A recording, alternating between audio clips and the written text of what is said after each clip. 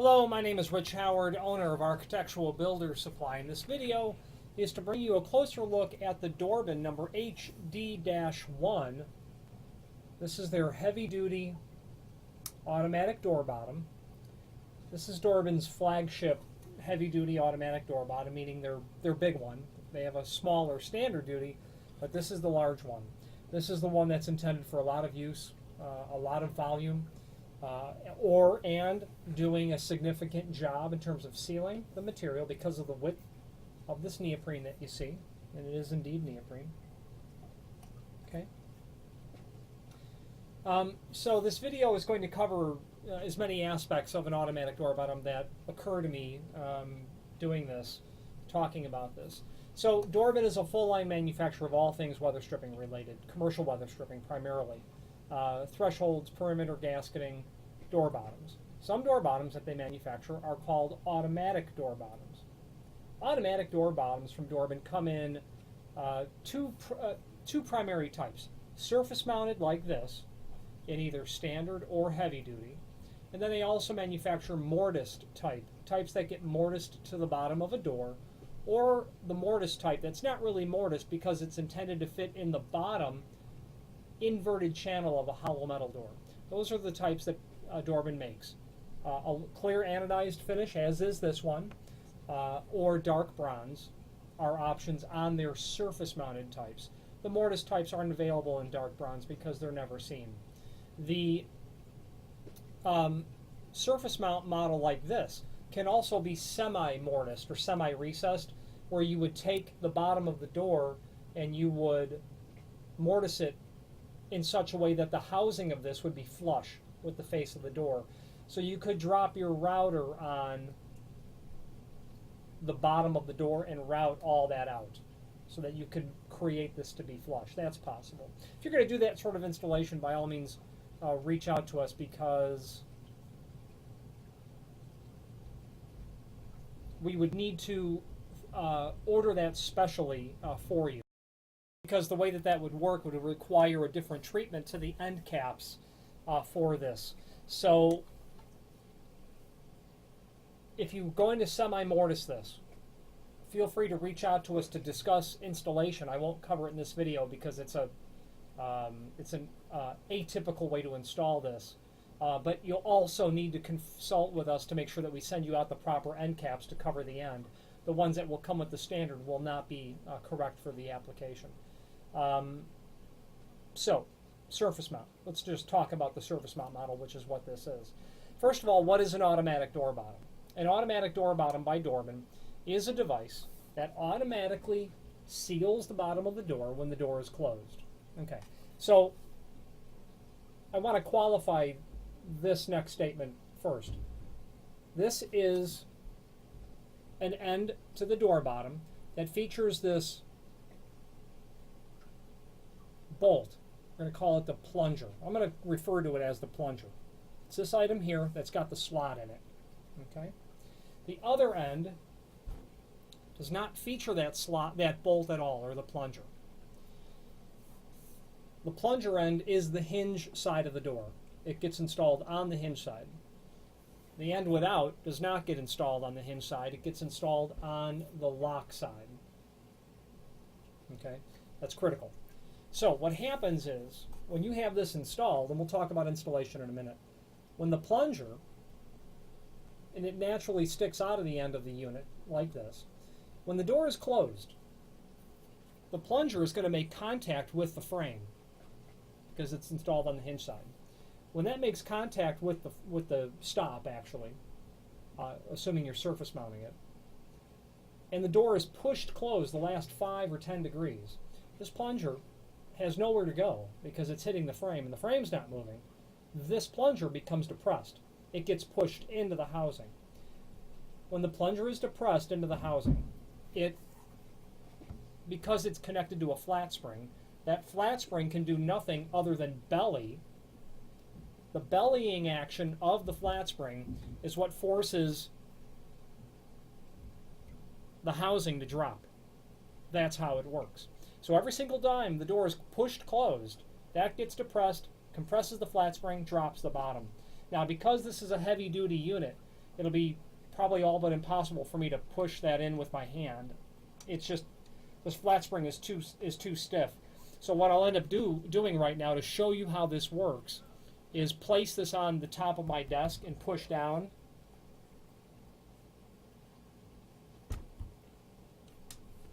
So, you know what? Yeah, I'm going to push that down, and you'll just have to watch how this drops out. You can see that it extends out. Okay? It's all but impossible to see that on the camera, I realize that, but the heavy-duty model is too hard to push in. It requires too much force. So as this pushes in, this seal drops. Now, it doesn't drop evenly, and that's by design. What will happen is when I depress this, you can see that it drops up here at the top of my screen, but down here it doesn't drop at all. And that's normal, because what happens is when the automatic door bottom seals, one end drops, and the rest falls like this, kind of like a scissor action. That's by design. Or maybe it's the mechanical reality of how automatic door bottoms are. So the way that that works is when one end drops down, as emulated here,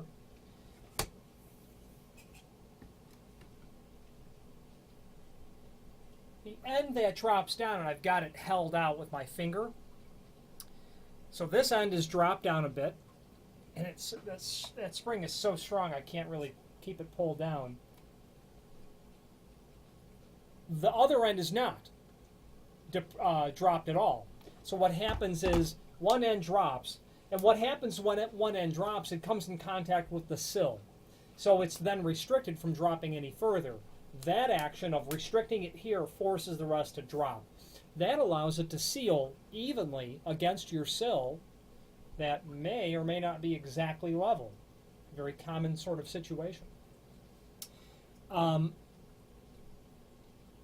That allows, in my opinion, an automatic door bottom to be an elegant solution.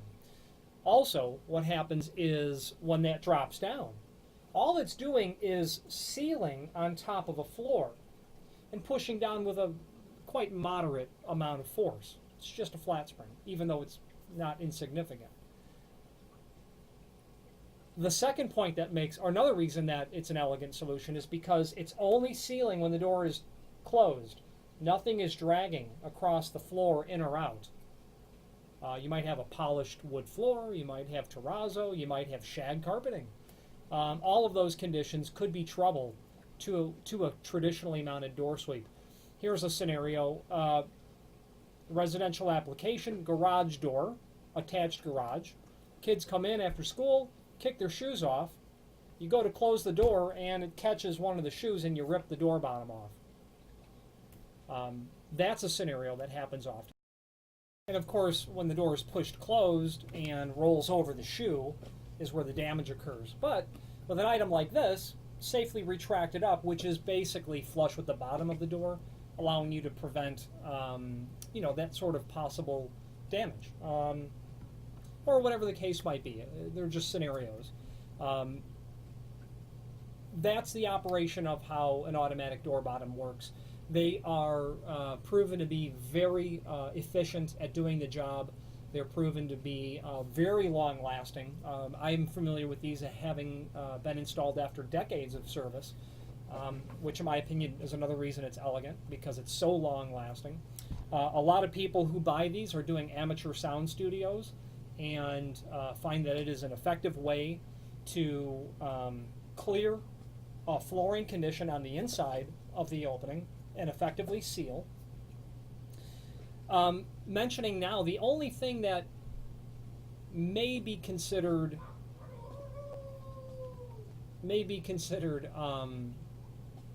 a drawback, and I only mention it because I've been told this in the past, that an automatic door bottom, especially a heavy-duty one,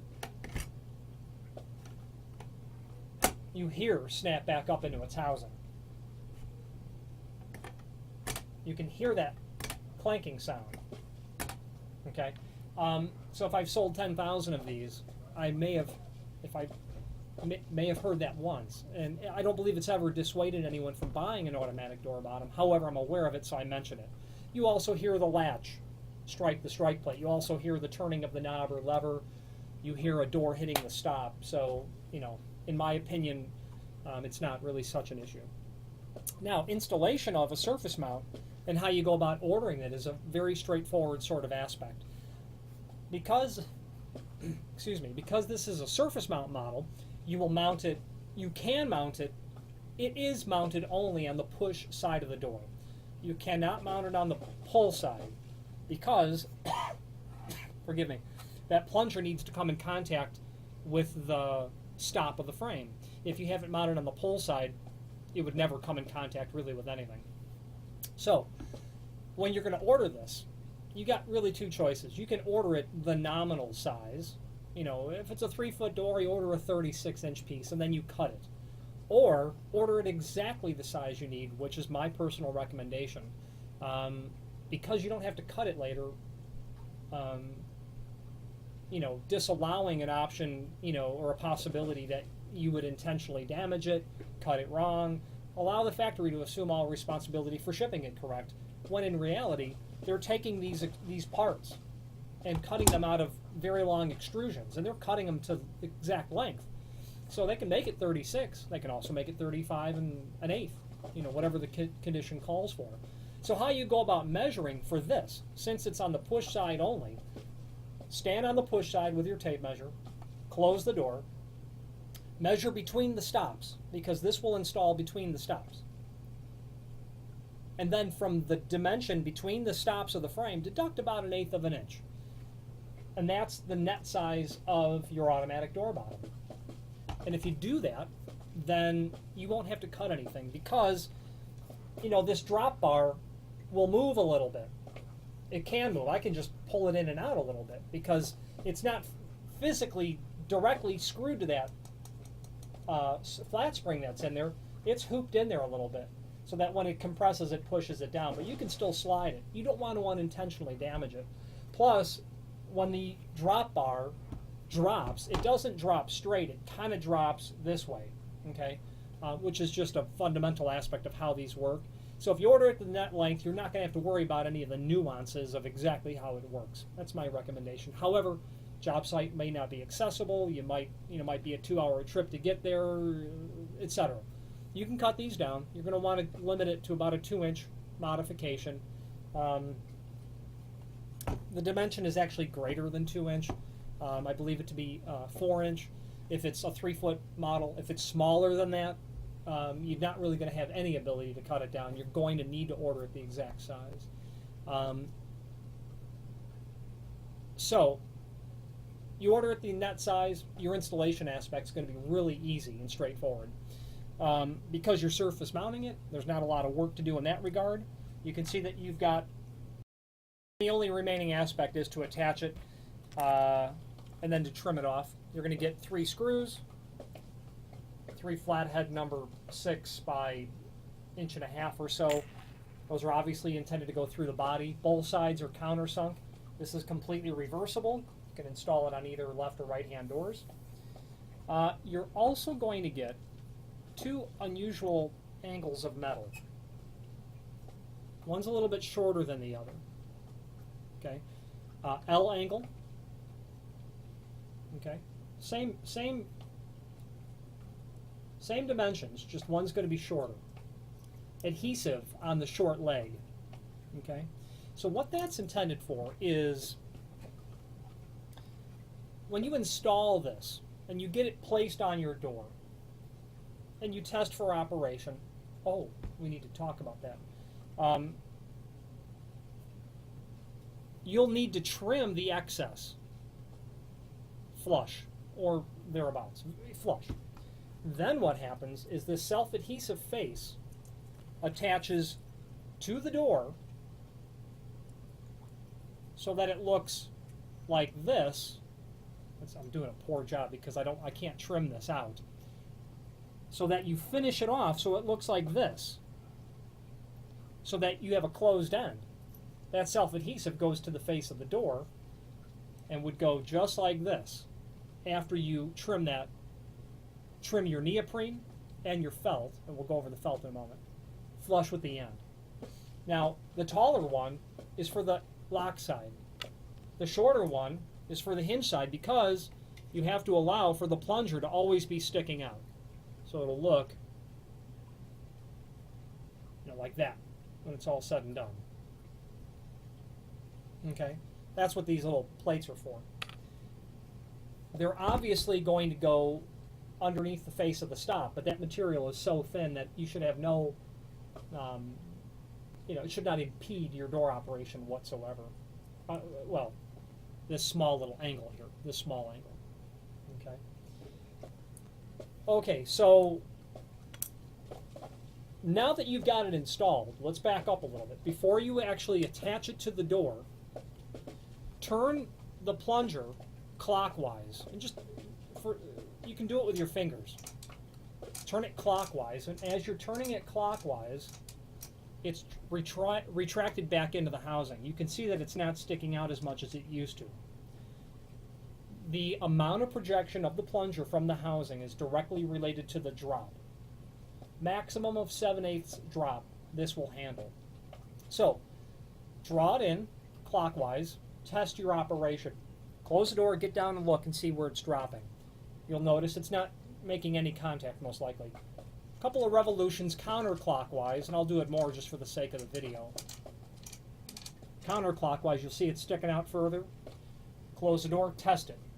You want to make sure that the bottom makes contact with the sill, but only contact, no undue force pushing down, because as soon as you start to open the door, you want the housing, or the lock bar, the drop bar, to be retracting back into the housing, because you don't want a condition by which you start to open the door but the spring is pushing down so hard that it's not retracting it back into the housing. So that's going to be crucial, that as you're adjusting it, it makes a seal, but not so that you're burying the locking bar down too far onto the sill, undue stress on the flat spring. If you do that and you go to open the door, you'll damage the unit. Probably the first time it'll be damaged. Now, the other thing that I didn't mention is a significant amount of neoprene here. It's very soft and durable. Well, you get the impression that it's durable. It's certainly soft. A lot of surface area there for you. Okay? But what's nice about this Dorbin model is you see this piece of felt, and it's sticking out on both sides. Okay? And again, you trim all that after installation before you put those end caps on. So what's happening is you're getting a seal from here, but you're also, because of that felt, getting a seal from anything that might travel between the housing, the drop bar, and the upper housing. There we go. So that felt makes it an additional level of protection from the elements. But also, in my experience, compared to models that don't have this, it also deadens the sound of that retraction because it's muting it in the sense that it's slowing down the flat spring being with the compression taken off of it. So when it snaps back up, it's muted because of that, because it's slowed down, quite frankly. Now, like I said earlier, Dorbin is a full-line manufacturer of all things weather stripping related, automatic door bottoms. We've been distributors of theirs literally since the late 1930s, and I'm partial to Dorbin because of a very deep and long family history and relationship with them. They can be counted on in good quality fit and finish, and excellent turnaround as well. Any questions on the Dorbin number HD-1 or any other Dorbin product, please feel free to reach out to us. Thank you very much.